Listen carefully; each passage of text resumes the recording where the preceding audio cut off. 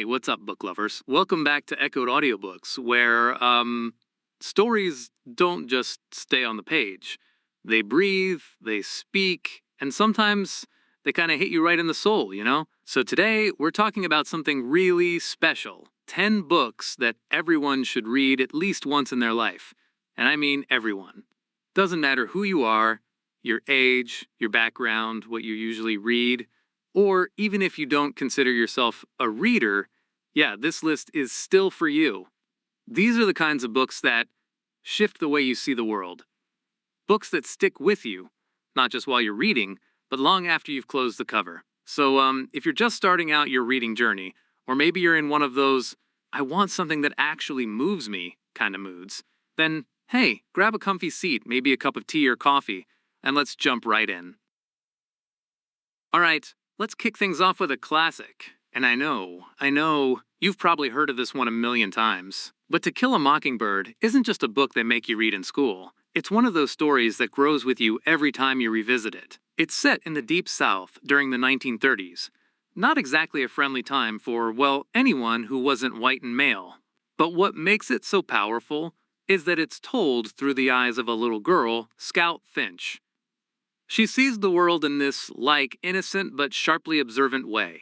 And as a reader, you're right there with her, watching society unfold with all its flaws.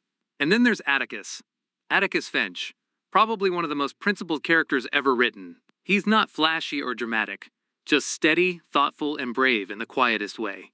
Honestly, this book shows us that doing the right thing isn't always easy, but it's always worth trying.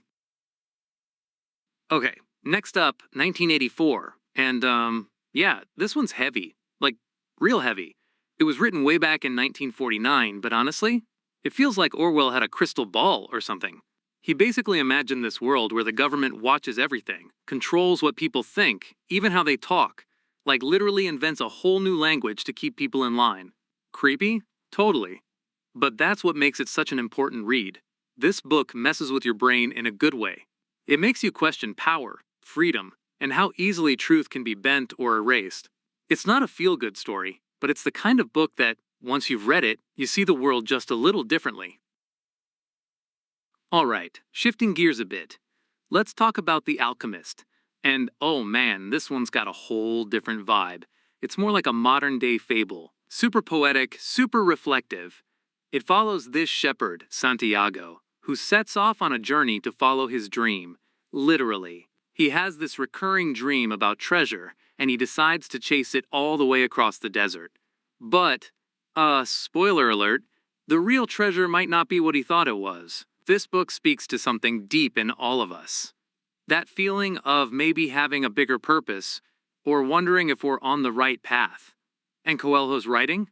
It's simple, but it hits hard. It's one of those books you read when you're feeling a little lost, or when you just need a quiet reminder that your journey actually matters.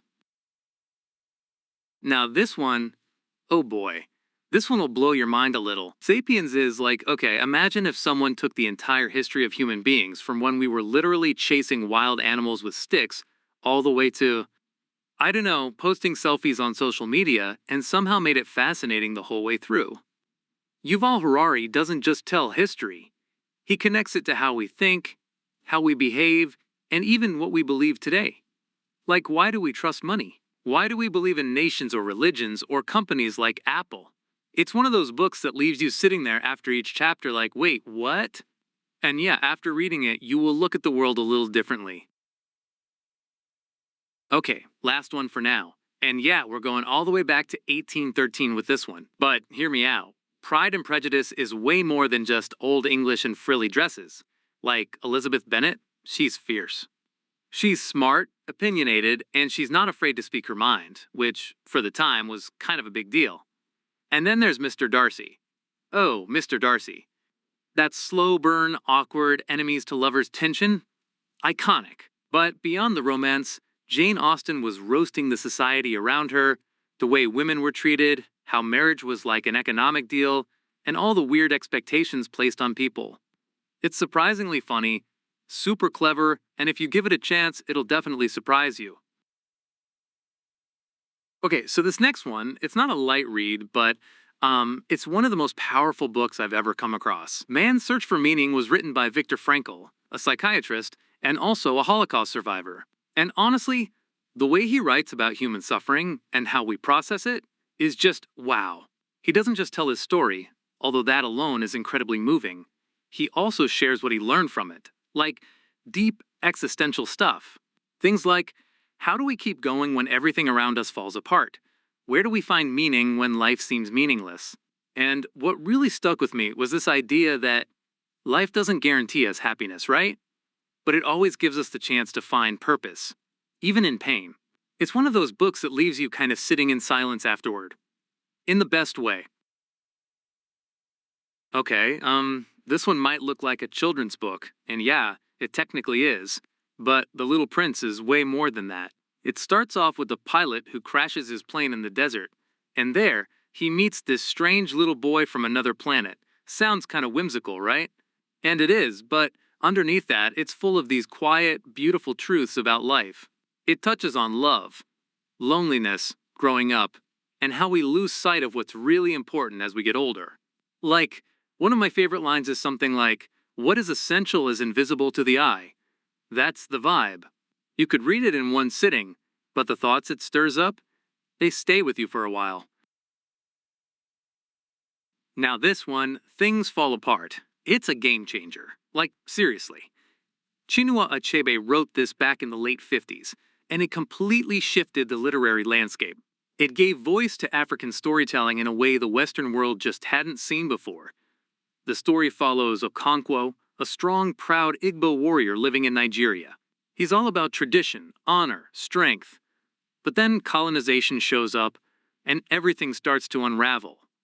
His identity, his culture, his world, all of it. It's heartbreaking. And it's incredibly important. If you've ever wanted to understand the human impact of colonialism, not just the history, but the personal, emotional cost, this book lays it bare. So, yeah, we've all heard of Anne Frank, right?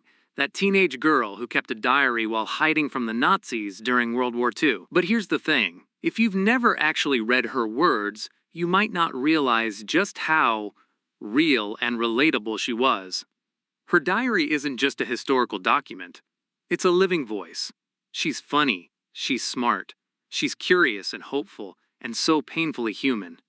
And then, of course, there's the heartbreak. Because we know how her story ends. Reading her diary is like hearing the voice of someone who was taken too soon, but still found a way to live on through her words. It's not easy, but it's essential.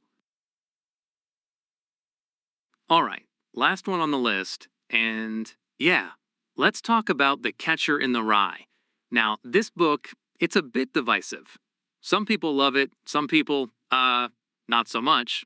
But either way, Holden Caulfield, the main character, is unforgettable. He's a teenager wandering around New York City, dealing with grief, frustration, and all the complicated feelings that come with, like growing up and feeling like no one gets you. It's not about a big dramatic plot. It's about voice. It's raw. It's kind of messy. But that's exactly what makes it feel real. Whether you relate to Holden or not, this book captures something about that moment between being a kid and becoming an adult, and how weird, sad, and beautiful that space can be. So there you have it. 10 books everyone should read at least once in their life. They're from different cultures, different time periods, totally different genres. But they all have something in common. They make us feel, they make us think, and yeah, they remind us that we're not alone in the big, messy experience of being human. All right, your turn. Which of these books have you already read? Which ones are you adding to your list? Let us know in the comments. Seriously, we love hearing your thoughts and favorite reads. And hey, if this video gave you something to think about, or even just a new book to check out, go ahead and tap that like, hit subscribe, and click the bell so you don't miss more stories from Echoed Audiobooks. Until next time, keep listening, keep learning, and, yeah, keep turning the pages of your mind. Take care.